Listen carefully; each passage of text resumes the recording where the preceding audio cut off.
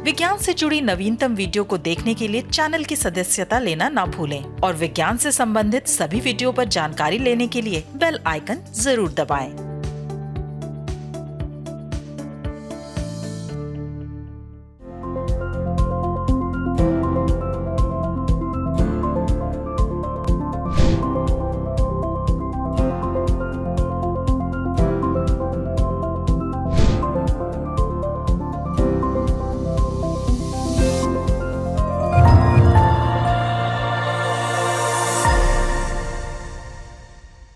नमस्कार, वैज्ञानिक चेतना से लैस अनुसंधानिका में आप सबका स्वागत है। मैं हूं मानवर्धन कंठ और अनुसंधानिका के आज के अंक में देखिए, जीन एडिटिंग से होगा सिकल सेल एनीमिया का उपचार, अरबों साल पहले मंगल पर समुद्र होने का अनुमान और डीआरडीओ की तकनीक से निजी क्षेत्र में बनेंगे हैंड ग्रेनेड। विज्ञान की तमाम प्रगति के बावजूद आज भी कई ऐसी बीमारियां हैं जिनका ठोस इलाज अभी तक उपलब्ध नहीं है। ऐसी ही एक बीमारी है सिकल सेल एनीमिया। देश में इसके लाखों मरीज हैं मगर कोई उपचार नहीं है। अब जीन एडिटिंग तकनीक के जरिए इस बीमारी के उपचार की संभावनाएं दिखने लगी हैं। आइए देखते हैं ये रिपोर्ट।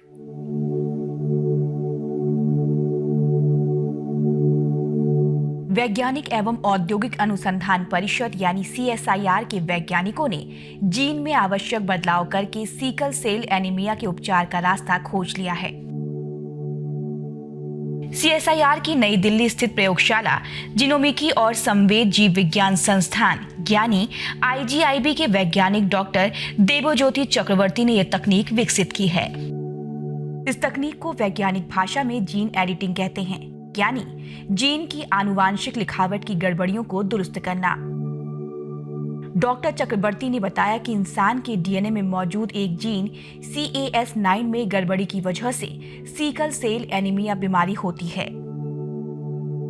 इस बीमारी में रक्त की लाल कोशिकाओं का आकार लंबा एवं नुकीला हो जाता है, जबकि ये गोल होनी चाहिए। इससे वो ऑक्सीजन का परिवहन नहीं कर पाती हैं। नतीजा ये होता है कि अंगों को ऑक्सीजन की आपूर्ति नहीं हो पाती है।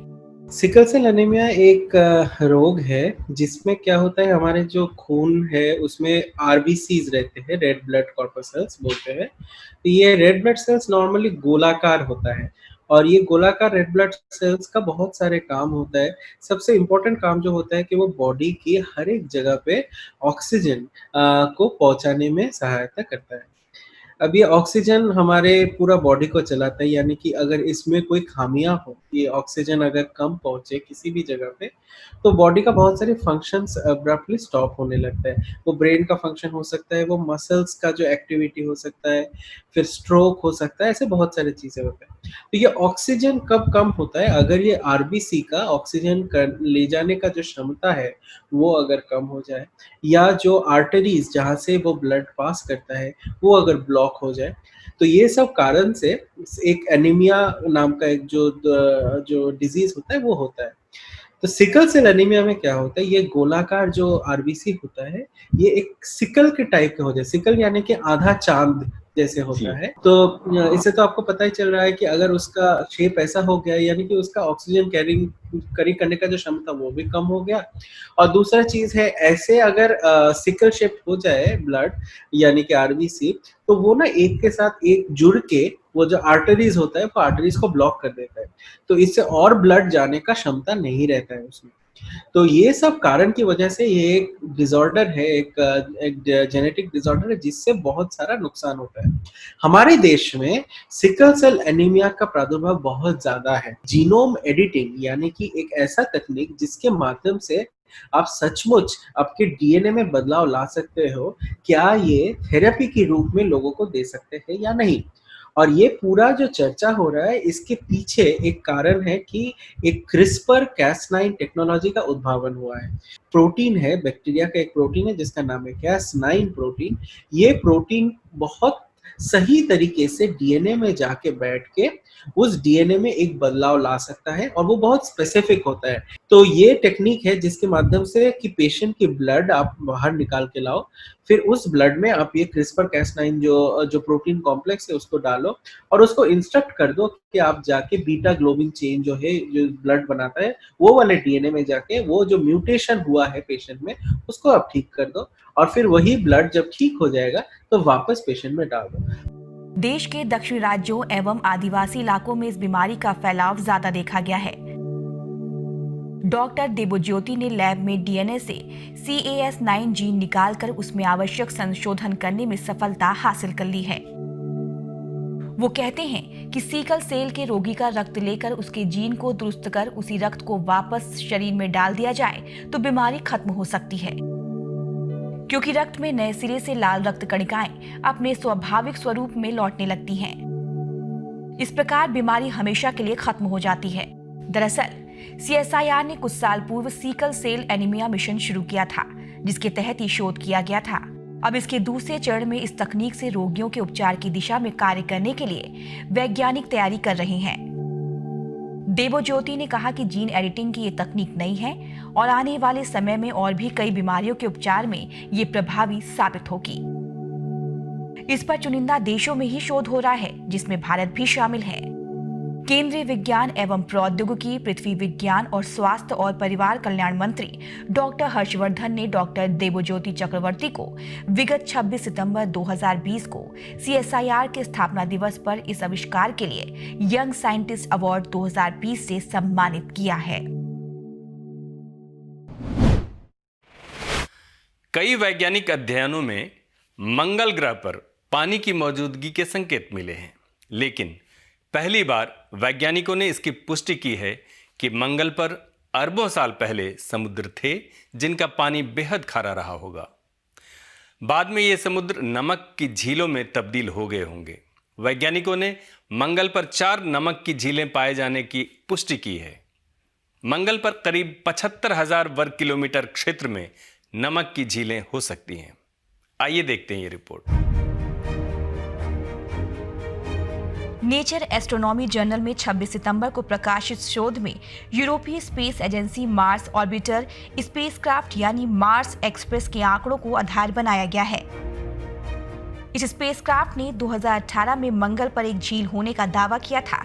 तब वैज्ञानिकों ने अलग अलग स्रोतों से 2012-2015 के बीच प्राप्त 29 आंकलनों को आधार बनाया था, लेकिन इस नए शोध में कुल 2012-2019 के बीच किए गए कुल 134 आंकलनों को आधार बनाकर ये नतीजा निकाला गया कि मंगल के दक्षिण ध्रुव पर 30 वर्ग किलोमीटर क्षेत्रफल की एक नमक की झील है।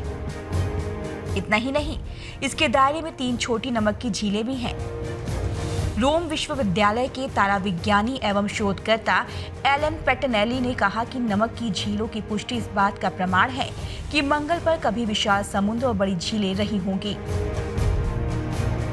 ये तथ्य इस बात की ओर भी इशारा करता है कि वहां कभी अंटार्कटिक जैसा जीवन भी रहा होगा। हालांकि झीलों के मौजूदा स्वरूप से ये भी साफ है कि पानी में नमक की मात्रा बहुत ज्यादा रही होगी। इसे वापस पानी के स्वरूप में लाना आसान नहीं होगा। शोध के अनुसार नमक की झीलों के होने की पुष्टि मार्स एक्सप्रेस में लगे उपकरण मार्सिस से हुई थी। इस उपकरण से मंगल की सतह पर रेडियो तरंगें डाली गई थी जो टकराकर वापस लौटती हैं और उनके विश्लेषण से यह नतीजा निकाला जाता है।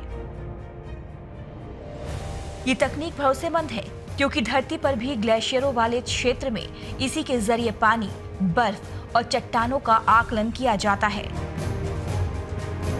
शोध के अनुसार मंगल पर करीब 75,000 वर्ग किलोमीटर क्षेत्रफल में नमक की झीलें मौजूद होने का अनुमान है। ये क्षेत्र जर्मनी के 5वें हिस्से के बराबर क्षेत्र है। माना जा रहा है कि कभी ये क्षेत्र नमक की अत्यधिक मात्रा वाला समुद्र रहा होगा।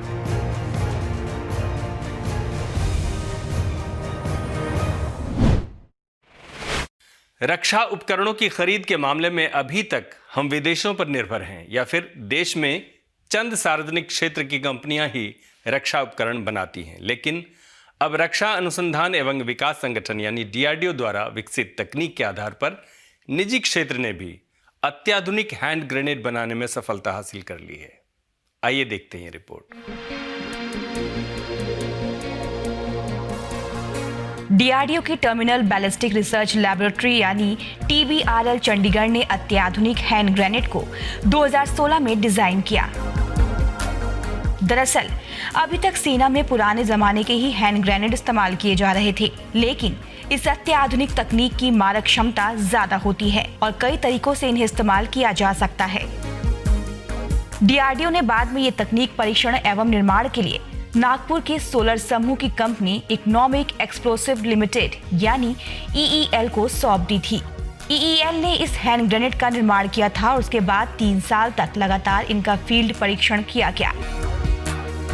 इन्हें समतल स्थानों, पहाड़ी इलाकों और अत्यधिक ऊंचाई वाले स्थानों पर आजमाया गया। परीक्षणों में ये ग्रेनेड पूरी तरह से खरे उतरे हैं।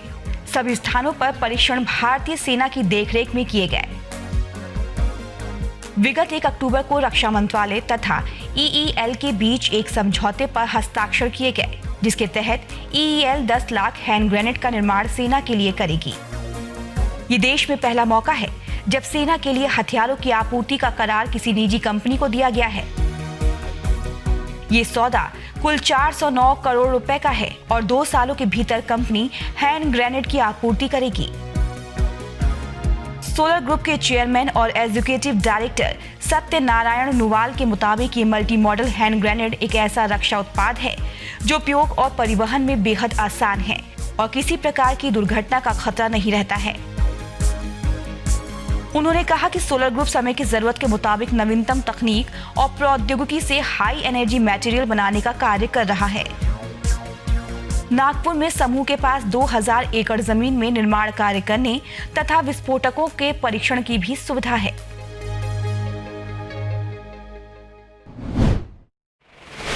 अनुसंधानिका के आज के कार्यक्रम में बस इतना ही। आप सबसे अनुमति लेने से पहले एक विनम्र अनुरोध। विज्ञान, प्रौद्योगिकी, आविष्कार और नवाचार जगत के विश्वसनीय कार्यक्रमों को देखने के लिए अपने मोबाइल पर इंडिया साइंस ऐप अवश्य डाउनलोड करें। एक बात और, देश का अपना विज्ञान चैनल इंडिया साइंस अब फेसबुक, ट्विटर, यूट्यूब, लिंक्डइन और इंस्टाग्राम पर भी उपलब्ध है। हमारे कार्यक्रमों के बारे में आप अपने फीडबैक एवं सुझाव हमें ईमेल कर सकते हैं। हमारा ईमेल पता है feedback@indiascience.in। अगले सप्ताह हम फिर हाजिर होंगे अनुसंधानिका के रोचक अंक के साथ। तब तक आप अपना बहुत ख्याल रखिए और हमें दीजिए इजाजत। नमस्कार।